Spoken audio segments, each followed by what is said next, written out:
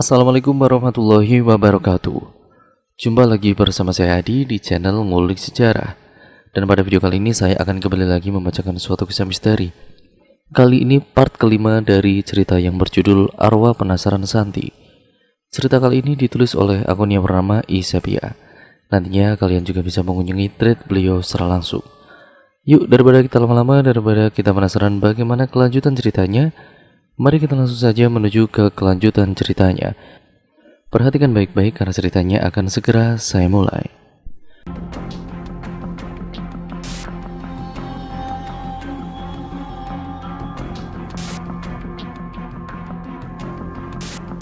Hujan telah reda meninggalkan dedaunan dan tanah yang telah basah oleh guyuran hujan. Kami sudah sampai di depan bangunan seram. Tanpa rasa takut, Juminten menerobos masuk terlebih dahulu diikuti oleh Dista di belakangnya. Tidak ada tanda-tanda keberadaan Eva di sini. Hanya tas miliknya yang tergeletak di samping tembok bobrok karena usia bangunan ini. Kami terus mencari Eva, bahkan beberapa kali Juminten dan juga Dista berteriak memanggil namanya. Putus asa karena usaha kami tidak membuahkan hasil. Aku duduk di tembok yang telah roboh sambil berharap cemas memikirkan mereka. Aku terkejut saat pundak kiriku ditepuk pelan dari belakang. Aku menoleh cepat ke arah belakang melihat siapa yang menepuk pundakku. Sedangkan Dista dan juga Juminten sedang memeriksa tas Eva di depanku saat ini. "Fah," panggilku saat tahu di belakangku saat ini adalah Eva yang tiba-tiba muncul. "Dari mana saja kamu?" tanya Dista pada Eva yang berdiri di belakangku. "Hei Eva, kamu kenapa? Laparkah?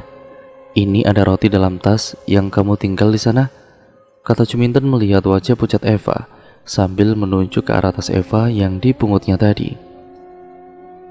Lama Eva tidak menjawab, ia hanya diam berdiri dengan tatapan kosong ke arah kami. "Ini anak stres karena tidur bareng pocongan semalam ya?"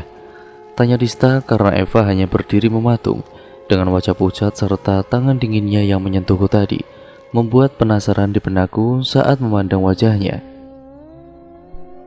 "Wah gila, beneran gila sepertinya dia itu, Dis," sahut Juminten yang memandang keanehan di wajah Eva. Lama Eva diam tidak menjawab semua pertanyaan kami, lalu tiba-tiba ia berkata, "Aku sudah tidak bisa keluar dari sini, tapi kalian semua bisa. Cepat ambil kotak di dalam kuburan belakang pohon beringin," terang Eva dengan wajah dingin. Cahaya di wajahnya tidak seperti dulu. "Kamu itu kenapa, Tova?" tanyaku lirih pada Eva. Aku khawatir dengan keadaannya. "Aku nggak apa-apa kok, Chef. Nggak apa-apa kok beneran. Maaf ya tidak bisa mengantarmu keluar dari sini," jawab Eva kemudian memelukku dengan erat sambil tersenyum. Entah apa, dari kata-katanya yang jelas saat ini, tubuh Eva terasa sangat dingin sekali saat memelukku. "Apa kamu melihat Ajeng bersama Melisa?" tanya Dista pada Eva yang melepaskan pelukannya padaku. Eva menunjuk sebuah pohon besar di balik bangunan besar yang telah rusak ini. Di sana, Juminten kemudian memperjelas pertanyaan Dista tadi itu pada Eva, yang dibalas anggukan pelan oleh Eva. Dengan berlari karena tidak ingin kehilangan teman kami lagi, Dista bersama Juminten berlari memutari bangunan menuju pohon yang dimaksud Eva tadi. "Cepat, Sep, sebelum terlambat," kata Eva padaku. "Aku menunggu di sini saja deh," lanjut Eva, kemudian ia duduk di tempatku duduk tadi. Aku berlari menyusul Dista dan Juminten yang lebih dulu menuju ke arah pohon yang dimaksud oleh Eva. Setelah memastikan Eva akan menungguku menjemput dua rekan kami lagi, aku berdiri kaku melihat ke arah pohon. Mataku tidak percaya dengan apa yang kulihat saat ini. Tangisanku benar-benar pecah saat dengan jelas kupastikan tubuh yang tergelantung dengan tali yang melilit di leher itu adalah Ajeng. Ajeng tergantung dengan seutas tali tambang yang melilit lehernya. Dengan mata melotot serta lidah yang menjulur keluar, tubuhnya tergantung di antara 9 mayat perempuan yang bernasib sama sepertinya, dengan ratusan lalat yang menghigapi tubuhnya. Aku kembali bersimpuh dengan tangan menutup mulutku, seakan tidak percaya dengan apa yang kulihat saat ini. "Jancuk, sial, apalagi ini?" umpat Dista tidak percaya dengan semua yang dilihat dengan matanya. Kami masih tidak percaya dengan apa yang saat ini berada di depan mata.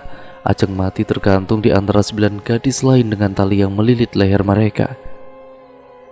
Bingung dengan semua yang tiba-tiba terjadi, meratapi nasib yang telah terjadi pada kami dengan tangisan kehilangan, karena Ajeng benar-benar telah meninggal dunia. Jika Ajeng meninggal dunia, lalu di mana Melisa sekarang? Bukankah semalam mereka ini berlari bersama? "Ya terus sekarang bagaimana? Apa dikubur sekarang saja?" kata Juminten pada kami. Ia nampak tidak tega melihat Ajeng yang mati tergantung seperti itu. Aku menghentikan langkah Juminten dan Dista yang akan bergegas menurunkan mayat Ajeng. Hawa jahat yang tiba-tiba kurasakan ini terpaksa menghentikan mereka. Ada semacam bisikan dalam hati. Jika kami lebih mendekat lagi ke arah pohon di mana Ajeng tergantung saat ini, akan datang hal yang tidak kami inginkan terjadi.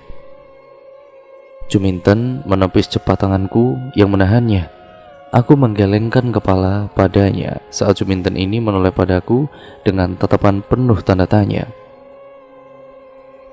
Pada akhirnya aku tidak bisa menghentikan Juminten yang terus melangkahkan kakinya menuju pohon besar di depan kami. Dista merasakan kecemasanku yang menghentikan niatnya berteriak keras menghentikan Juminten yang semakin mendekat ke arah pohon. "Jum, balik!" teriak Dista keras agar Juminten mengurungkan niatnya. Wah, belum sempat Juminten sampai ke pohon, ia mengerang kesakitan sambil berguling-guling. Dia berguling-guling di tanah sambil memegangi wajahnya. Aku dan juga Dista berlari cepat menghampiri Juminten yang telah kesakitan sambil memegangi wajahnya. Kutarik keras jaketnya sambil berjalan mundur, dibantu Dista yang juga terlihat panik dengan yang Juminten alami saat ini. Dista memapau Juminten yang terus mengusap wajahnya. Ia mencoba menenangkan Juminten dari kepanikannya. Kami kembali menuju depan bangunan yang rusak tempat Eva sedang menunggu tadi. Mataku mulai mencari keberadaan Eva di mana. Seluruh penjuru bangunan sudah kudatangi guna mencari keberadaannya, namun tidak pernah kutemui sosok Eva. Jantungku serasa berhenti mengingat Eva yang tadinya bersamaku, tubuh dingin dan juga muka pucatnya. Angin menerpa pelan tubuhku, ku pejamkan mata untuk sesaat. Pikiran dan juga keinginanku hanyalah pulang bersama teman-temanku dengan selamat. Dengan selesainya masalah hantu Mbak Santi yang membuat resah warga setiap malam. Namun, yang terjadi adalah sekarang ini di luar perkiraan kami. Kami datang dengan canda dan tawa dan sekarang satu persatu temanku meninggal dengan cara yang mengenaskan. Ditambah lagi keberadaan Melisa yang sampai sekarang entah di mana keberadaannya. Masih jelas terasa saat Eva memelukku tadi. Memori ingatanku kembali mengingat ucapan Eva waktu memelukku tadi. "Mbak," panggilku pada Dista yang mengolesi wajah Juminten dengan lotion dingin, berharap bisa meredakan rasa panas di wajahnya. "Oh, Potosep?" tanya Dista menoleh padaku. Tangannya sibuk mengolesi lotion di wajah Juminten. "Iya, kita harus mencari kuburan, terus mengambil kotak yang dikubur di dalamnya," kataku lirih padanya. "Kuburan?" tanya Dista masih tidak mengerti maksudku. "Iya, sebab dalam kotak itu ada barang yang dibuat untuk menubalkan kita," lanjutku menerangkan. Dista nampak berpikir sejenak, kemudian ia berdiri lalu mengambil punggungnya. Kemudian melucuti semua pakaian yang dikenakannya. Setelah selesai berganti pakaian, membantu Juminten berdiri seraya berkata, "Jum, posisi kita sekarang ini dijadikan tumbal, mati di sini apa melawan terus pulang bersama?" ucap Dista pada Juminten yang duduk di depannya. "Ya tentu saja ngelawan lah," jawab Juminten cepat. Rasa manas di wajahnya nampak mereda. "Sep, aku sudah siap. Aku percaya kita bisa pulang bersama," ucap Dista lirih sambil mengepalkan tangannya. Kami mulai berjalan menyusuri hutan berharap secepatnya menemukan kuburan di tengah hutan ini. Ku makan roti yang kami telah beli di minimarket waktu perjalanan kemari untuk sekedar mengganjal perut kami. Lelah kaki melangkah, kami hanya berjalan tidak tentu arah, tanpa tujuan yang jelas di mana letak kuburan yang dimaksud Eva tadi. Sedangkan hari semakin sore. Kami berhenti karena kaki sudah tidak sanggup lagi melangkah, dalam keputusasaan karena tidak kunjung mendapatkan petunjuk untuk menemukan kuburan di tengah hutan ini, karena tidak mungkin bagi kami ini untuk menjelajahi seluruh hutan dalam waktu yang sangat singkat. Benar-benar sunyi. Waktu seakan kembali berhenti, telingaku berdering nyaring. Aku sampai menutup kedua telingaku untuk meredakan bunyi dengungan di telinga. Dari balik pohon di depan sana, Mbak Santi tiba-tiba muncul sambil melambaikan tangannya ke arahku. Kali ini, ia tidak menampakkan wujud mengerikannya. Gaun putih bersih yang dikenakannya saat ini bergoyang pelan karena terpaan angin. Ia terlihat menunjuk ke atas sebuah perbukitan kecil di seberang kami saat ini. "Di sana, Sep, cepat." Nada suara Mbak Santi amat pelan, namun sangat jelas terdengar di telingaku. Suasana kembali normal seperti semula, namun anehnya, hanya aku yang merasakan kehadiran Mbak Santi beberapa detik yang lalu. "Di sana tempatnya," kataku sambil menunjuk ke atas bukit. Dista dan juga Juminten memandangku heran seraya menautkan kedua alis mereka. "Apanya?" tanya Dista mencoba memperjelas. "Kuburannya lah," kataku setengah berteriak mencoba meyakinkan mereka berdua. "Nunggu apa? Ayo cepat berangkat," sahut Juminten yang mulai bergegas melangkahkan kaki lebih dulu. "Yakin di sana tempatnya?" tanya Dista yang masih ragu.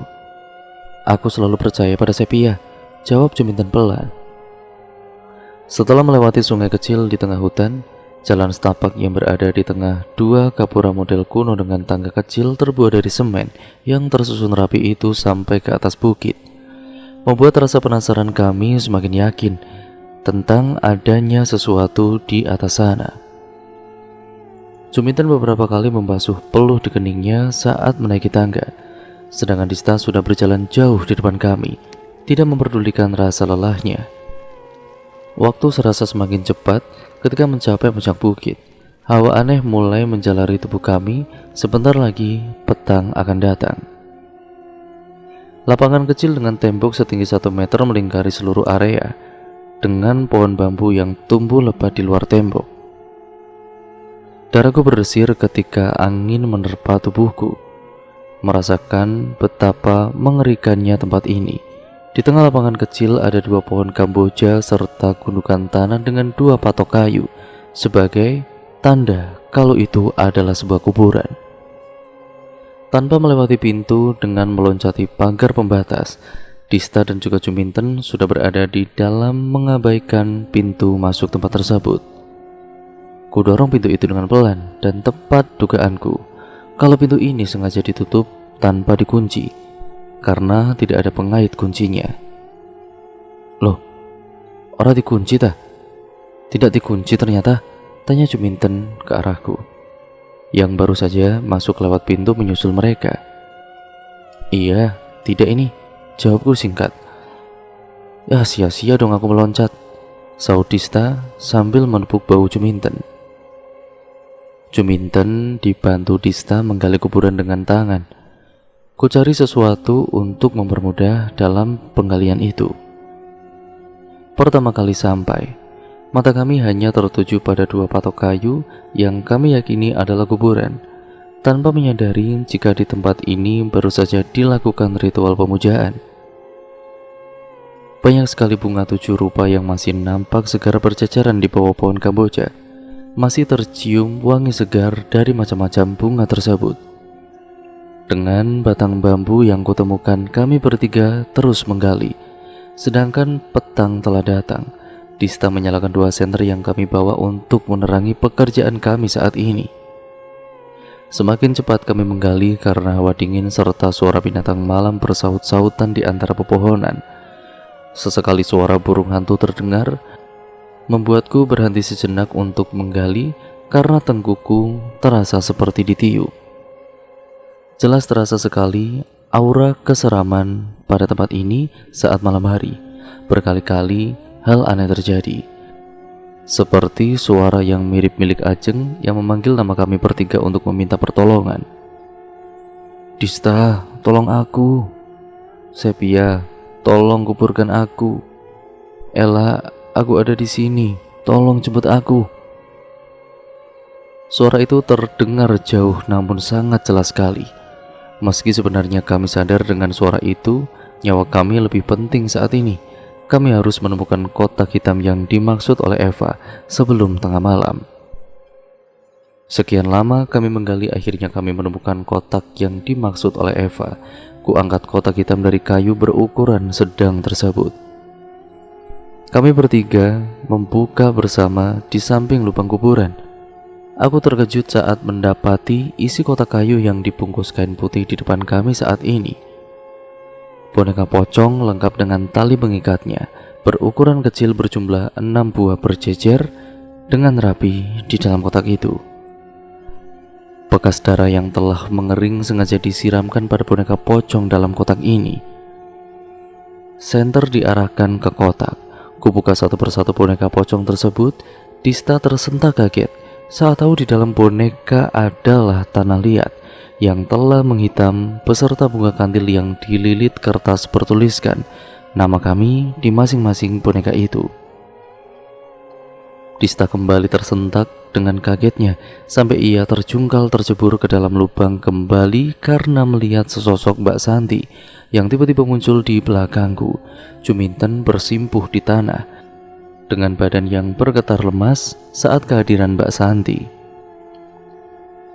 Sunyi dan kami pun diam membisu dengan badan kaku, tidak bisa bergerak sama sekali. Wajah kesedihan dengan sorot mata sayu itu memandang ke arah kami saat ini. "Tolong," ucap Mbak Santi lirih. Jelas sekali air matanya mengalir perlahan. Lama dari tidak ada yang menjawabnya, antara percaya atau tidak dengan kemunculannya yang secara tiba-tiba. Aku yang tadi sempat berbalik badan karena merasa ada yang aneh dengan kejadian saat ini.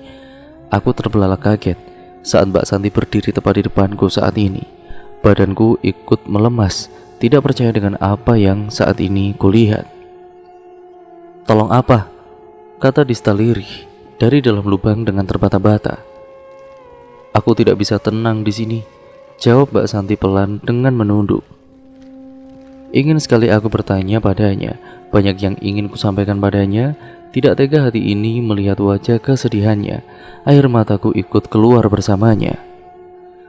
"Tolong dituntun ya Mbak," ucapku lirih. Mbak Santi tersenyum tipis mengangguk pelan, lalu hilang secara perlahan menjadi asap putih. "Loh, hei, sial, tolongin aku dulu. Aku tercebur lubang kuburan nih," kata Dista panik menghentikanku. Karena aku dan juga Juminten bergegas berlari setelah Mbak Santi menghilang. "Ah, aku lupa Mbak," jawabku seraya berbalik mengulurkan tangan padanya membantunya naik. "Ah, sial, aku mau kalian tinggal," umpat Dista kesal. Kami berlari menuruni anak tangga mencari jalan keluar hutan ini. Syarat tumbal pesugihan telah kami batalkan dengan melepas nama kami yang ditulis di dalam boneka pocong yang kurusak. Semoga Melissa masih selamat. Kami berlari menyusuri jalan setapak.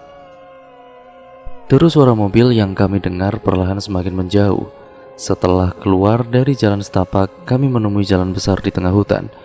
Jalan bekas ban mobil dengan rumput liar di tengahnya. Mobil pick-up baru saja melewati jalan ini sebelum kami datang. Suara jeritan keras perempuan tiba-tiba terdengar. Semakin lama semakin banyak suara jeritan yang kami dengar itu. Sesosok gadis di depan berdiri membelakangi kami. Dari rambut lurus dan juga jaket yang dikenakannya sama sekali tidak asing bagi kami. Kuarahkan senter untuk memperjelas siapa penglihatan kami. "Mel," panggilku lirih karena ku yakin ia adalah Melissa. Dista bergegas cepat menghampirinya. Ditariknya tangan Melissa yang masih berdiri mematung dengan badan gemetaran. Melisa linglung semua pertanyaan kami ini yang kuberikan kepadanya hanya dijawab dengan pandangan kosong beserta mulutnya yang membisu. Juminten menepuk pipinya seraya menggoyangkan badan Melisa agar ia sadar dari linglungnya itu. Kutuntun Melisa untuk duduk menepi lalu memberikan botol air mineral padanya agar ia tenang. "Mel," ucapku lirih. Dengan kalem kuhapus air mata yang meleleh di pipinya. Rasa trauma yang dialami membuat jiwanya terguncang hebat. Ajeng diseret Le-6, Sep," ucap Melisa dengan lirih dengan bibir bergetar. Tangisannya semakin deras saat ia mencoba mengingat apa yang dialaminya semalam. Kupeluk erat tubuh Melisa sambil terus kubisikan semua akan baik-baik saja. Dasar Anam ini binatang," umpat Dista kesal. Ia geram menahan marah karena apa yang dilakukan oleh Pak Anam pada kami. Kami lega karena Melisa ini terselamatkan meski ia menderita trauma berat akibat peristiwa yang dialaminya semalam. Tanganku terasa disentuh pelan lalu seperti ditarik pelan, meski sebenarnya aku bisa menghentikan langkahku yang mulai berjalan pelan. Hatiku memilih menuruti tarikan pelan di tanganku. Terasa halus hingga aku tersadar dengan apa yang kulihat saat ini. Dua bocah perempuan sedang menarik pelan tanganku. Dengan senyuman mereka yang membuat hati tenang sekaligus bertanya-tanya, siapa sebenarnya mereka ini? Aku terus berjalan pelan tidak sadar dengan apa yang kualami saat ini. Dista dan juga Juminten yang membantu Melisa berjalan mengikutiku berkali-kali. Mereka memanggil namaku, namun yang kulakukan justru terus berjalan mengikuti dua bocah di depanku saat ini. Sep, anak ini kesurupan kah?" kata Dista mencoba menghentikanku yang terus berjalan tanpa menghiraukannya. "Itu kan motor kita," ucap Juminten yang mengarahkan senter ke arah motor yang sengaja kami tinggal 2 hari yang lalu. "Lah, iya benar," sahut Dista bergegas mendahuluiku menuju motor kami. Di sebelah motor kami seseorang sedang duduk di kegelapan malam dengan nyala rokok yang menemaninya. "Badarkun," kata Dista setelah yakin orang yang duduk beralaskan tikar tersebut adalah Mbah Darkun. "Maaf nak, kakek tidak bisa menolong, menyusul kalian semua. Yang bisa kakek lakukan hanyalah menunggu kalian kembali ke sini. Kakek percaya salah satu dari kalian bisa menghentikan yang dilakukan oleh Harjo," jawab Mbah Darkun dengan pelan sambil mengawasi ke sekeliling. "Yang mana Harjo itu, Mbah?" tanya Dista penasaran. "Harjo iku pengabdi Nyi Rukmi," jawab Mbah Darkun, orang yang bersekutu dengan jin penguasa hutan ini. "Terus Nyi Rukmi itu siapa, Mbah?" tanyaku penasaran. "Kuburannya ada di atas bukit tengah hutan itu," jawab Mbah Darkun. Tiba-tiba angin kencang datang dari dalam hutan, disusul suara jeritan keras yang menyayat hati. Srak! Semakin kencang angin yang berdatangan membuat pohon besar di sekitar kami bergoyang-goyang keras. Suara jeritan kembali bersaut-sautan. Jeritan yang amat menyayat hati, seakan mereka yang menjerit sedang disiksa dengan sangat kejamnya. Kembali kulihat Mbak Santi bersama Ajeng dan Eva di sebelahnya. Lalu di belakang mereka puluhan gadis yang sedang memandang ke arahku. Air mata tidak bisa kutahan melihat Ajeng dan Eva berada di antara mereka. Juminten dan juga Dista juga menyaksikan apa yang kulihat saat ini. Perih hati ini harus kehilangan mereka. Aku berharap ini hanyalah mimpi buruk sebagai bunga tidurku saja. Tidak rela rasanya jika mereka menjadi kebiadaban Pak Anam. Masing-masing dari mereka mengenakan borgol rantai di kedua tangannya, begitupun dengan Mbak Santi dan Ajeng. Lalu Eva berjalan pelan ke arah kami.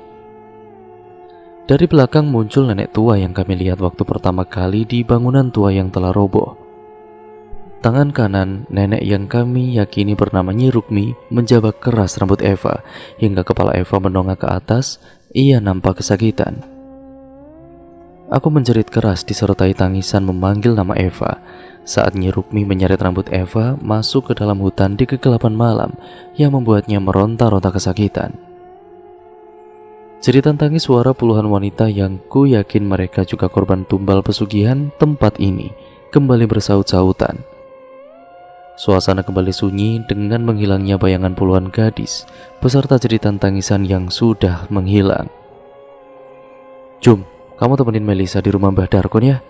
pinta Dista pada Juminten. Tidak, pokoknya aku ikut," jawab Juminten dengan tegas. "Lalu siapa yang menjaga Melisa nanti?" lanjut Dista. Wajar jika Dista khawatir dengan keadaan Melisa saat ini. "Ya orang tua itulah yang jelas aku tetap ikut," jawab Juminten bersikukuh sambil menuju ke arah Mbah Darkon. Juminten tidak rela jika hanya aku dan juga Dista yang pergi mencari keberadaan ataupun kediaman Mbah Harjo, membebaskan jiwa para korban tumbal yang ada di hutan ini. Dengan berbagai pertimbangan, akhirnya kami memutuskan untuk menitipkan Melisa pada Mbah Darkon. Lalu atas petunjuk dari Mbah Darkon, kami melanjutkan perjalanan menuju kediaman Mbah Harjo, dukun yang dimaksud.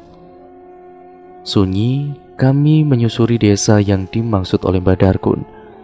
Hanya mendapat info kalau rumah yang ditinggali Mbah Darkon adalah rumah tua model joglo. Jujur kami bingung dengan semua ini. Apalagi kami tergolong awam tentang tumbal pesugihan. Hal yang paling tidak masuk akal mulai berdatangan. Hawa aneh saat mulai menyusuri jalanan desa. Desa di tengah-tengah pegunungan yang membentang bagaikan tembok, dengan misteri yang belum kami ketahui. Dari sekian banyaknya rumah yang berjajar layaknya desa kuno, karena setiap rumah tidak menggunakan penerangan cahaya dari aliran listrik. Bahkan, kebanyakan rumah masih memakai kayu dan dinding dari anyaman bambu. Di setiap depan rumah selalu terdapat sesajen yang diletakkan begitu saja oleh sang pemilik rumah. Pandanganku mulai kabur, darah keluar dari hidung, tubuhku ambruk di jalan tanah desa ini. "Loh, Sep, kamu kenapa?" kata Juminten saat mengetahui aku yang tiba-tiba jatuh. "Hei, Sep!" Suara keras Dista sudah tidak terdengar di telingaku. Tubuhku mulai dingin. Darah terus keluar dari hidungku. Berkali-kali Dista menyeka dengan tisu, namun darah terus mengalir. Juminten yang panik dengan keadaanku berlari mencari pertolongan dengan menggedor rumah penduduk sekitar. Dista menyandarkan tubuhku di badannya. Ia juga khawatir jika terjadi sesuatu padaku. Berbagai cara ia lakukan agar darah berhenti mengalir dari hidungku. Aku benar-benar sadar saat ini, tapi tubuhku tidak bisa aku gerakkan. Dista yang tadinya panik dengan keadaanku, tiba-tiba ambruk mengalami hal yang sama seperti diriku. Darah juga mengalir dari hidungnya. Dalam keadaan benar-benar sadar namun tidak kuasa menggerakkan tubuh, kami ini terkapar di jalan tanah. Sedangkan Juminten tadi itu sebelum terkapar di tanah, aku masih sempat melihatnya berteriak meminta pertolongan sambil menendang pintu rumah penduduk, ya karena penghuni rumah tidak kunjung menjawab atau membuka pintu untuknya. Pikiranku mulai kacau, rasa ketakutan semakin besar menjalari tubuhku. Apa kami bertiga akan mati bersama menyusul Eva dan juga yang lainnya dalam keadaan seperti ini? Terbesit di benakku, sebagaimana reaksi kedua orang tuaku nantinya jika kami meninggal dunia seperti ini. Berkali-kali ku sebut asma Allah meminta pertolongan darinya, ku pasrahkan diriku hanya kepadanya. Dan begitu hening, terus kupanjatkan doa. Satu keyakinan dalam diriku adalah takdir bisa dirubah, hanya kematian yang tidak bisa kuhindari. Jika memang ditakdirkan mati seperti ini, aku sudah ikhlas dengan kepasrahan. Tidak ada yang bisa menolong kami selain kuasanya. Satu kesalahan bagi kami yang datang kemari tanpa mempertimbangkan terlebih dahulu. Kami hanya gadis biasa tanpa karomah istimewa. Apa kami harus tersiksa seperti ini lebih dahulu sebelum menghadapi maut? Pikiranku mulai kacau, jiwaku mulai memberontak, karena tidak adil bagiku jika harus mati dalam keadaan seperti ini. Allah. Terus ku coba menggerakkan tubuhku, dalam hati menyebut asma Allah, Allah dan Allah. Aku terbangun dengan napas tersengal-sengal. Ku basuh keringat yang membasahi kening dan wajahku. Darah yang mengalir di hidungku juga sudah berhenti. Ku tarik badan Dista lalu kemudian menyandarkannya pada tembok kayu rumah penduduk setempat. Lalu aku berlari mencari Juminten. Perasaanku tidak enak ketika memikirkannya. Juminten terkapar tidak berdaya di depan pintu rumah penduduk. Ku buka tas Juminten mencari botol air mineral, tenggorokanku terasa kering. Setelah meminum air dalam botol, ku basuh keringat di dahi Juminten dengan tenang. Ku sandarkan kepalanya di pangkuanku. Berkali-kali ku basuh wajahnya dengan air yang ku tuangkan di telapak tangan. Aku panik karena usahaku tiada hasil. Meski mencoba menirukan gaya kakek atau ayahku dengan membaca doa sebisaku, lalu membasuh wajah Juminten dengan air yang telah kutiup sebelum membacakan doa, dengan hasil yang tetap nihil. Akhirnya ku masukkan air dalam mulutku lalu kemudian mengulangi membaca doa yang kuingat. Setelah itu kusemburkan di wajah Juminten sebagai usaha terakhirku. Juminten tersentak bangun. Berkali-kali ia beristighfar. Lalu kami bergegas untuk ke tempat Dista yang ku tinggalkan tadi. Ku ulangi lagi cara yang sama pada Dista, menyemburnya dengan air dalam mulutku. Dista terkejut bangun dengan napas tersengal. Aku tersenyum senang saat ia bangun, lalu kemudian dia memakiku karena menyemburnya. "Konyol kamu itu, aku kamu ludahin," umpat Dista agak kesal karena cara anehku. "Wah, bukan kamu saja, aku juga disembur sama sapi." Juminten kemudian menimpalinya. Mereka berdua memandangku tidak ramah. "Lebih konyol yang masuk lubang kuburan sama yang wajahnya kepanasan," jawabku mengelak karena tatapan tidak ramah mereka berdua. Aku terkejut saat mataku tertuju pada sosok pocongan yang berdiri di pojokan rumah penduduk meski samar karena terhalang oleh kabut. Namun sangat jelas sosok pocong itu sedang memperhatikan kami. Berbeda denganku, Dista nampak kesal dengan kehadiran pocong tersebut. Dengan ia mengambil batu lalu kemudian melempar keras ke arah pocongan tersebut sambil berkata, "Aku sudah tidak takut, dasar sialan," makinya ke arah pocongan sambil melemparkan batu. Juminten tidak kalah sangar, ia nampak santai dengan mengambil sebilah bambu kuning yang lumayan panjang, 1 meteran lah di rumah penduduk. Ia berjalan mendekati pocongan tersebut. "Aku sudah capek, pocong sialan," umpat Juminten sambil memukulkan bambu di tangannya. Sebelum terkena pukulan Juminten, pocongan dengan kain kafan lusuh itu sudah menghilang terlebih dahulu. Aku memandang mereka berdua dengan wajah heran. Mungkin saking seringnya dihantui mereka, ia menjadikan urat ketakutan mereka berdua ini putus. "Kena pukul tidak, Jum?" tanya Dista pada Juminten yang berdiri di tempat pocongan tadi. "Ah, tidak, keburu hilang duluan," jawab Juminten sambil terus memukulkan bambu di tangannya. "Berarti pocongan asli itu ya?" kata Dista masih tidak percaya. "Ya, sepertinya begitu. Keburu hilang duluan berarti kan pocongan asli," jawab Juminten lagi. Gusti, pekiku melihat tingkah kedua orang ini karena bisa-bisanya mereka melakukan hal konyol di situasi yang mencekam ini. Kabut semakin pekat, malam menjadi semakin panjang. Jam tanganku tidak berfungsi dengan normal. Bau bunga melati bercampur kemenyan kembali tercium, entah dari mana asal bau itu berasal. Bulu kutuku meremang, hal tidak masuk akal berulang kali terjadi. Seperti sosok sundel bolong yang tiba-tiba muncul di hadapan kami saat ini. Aku berterima kasih pada hantu yang menyerupai wujud Mbak Santi karena dia menguji mentalku sebelum kesini. Meski sedikit terkejut, aku mencoba bersikap biasa saja saat mata melototnya memandang kami. Aku bergidik ngeri saat punggung bolongnya dipenuhi belatung yang berjatuhan. Bau busuk tercium menyengat di hidung. Lalu kemudian menghilang saat aku melemparkan botol air mineral yang kubawa.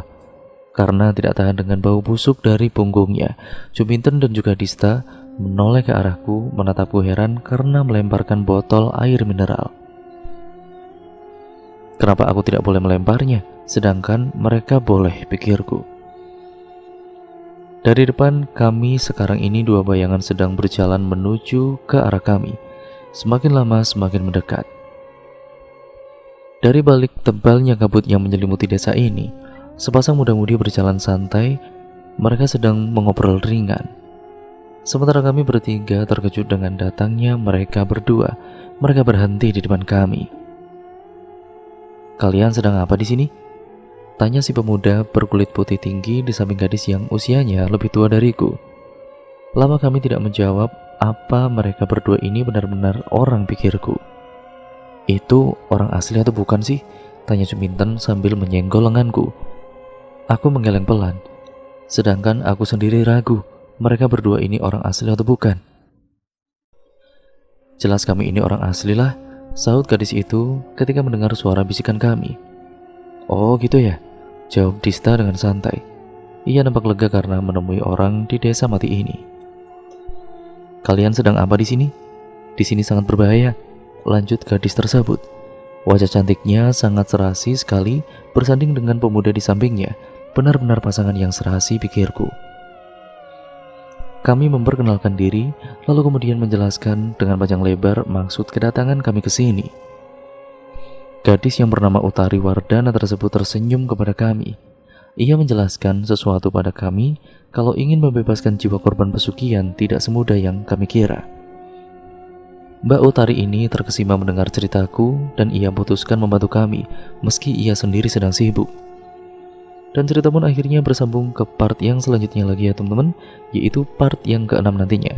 Jadi jangan lupa stay tune terus di channel ini, jangan lupa like, comment, dan share sebanyak-banyaknya. Dan jangan lupa untuk kalian subscribe channel ini, nyalakan tombol lonceng notifikasinya, agar kalian tidak ketinggalan video terbaru selanjutnya dari channel ini. Dan jangan lupa pula untuk kalian subscribe untuk kalian yang belum, nyalakan tombol lonceng notifikasinya, agar kalian tidak ketinggalan video terbaru selanjutnya dari channel ini. Dan juga kelanjutan cerita kali ini ya teman-teman. Bagaimana ceritanya pasti sangatlah seru kan? Jadi nantikan terus hanya di channel ini. Sekian video ini saya akhiri, kurang lebihnya mohon maaf. Wassalamualaikum warahmatullahi wabarakatuh.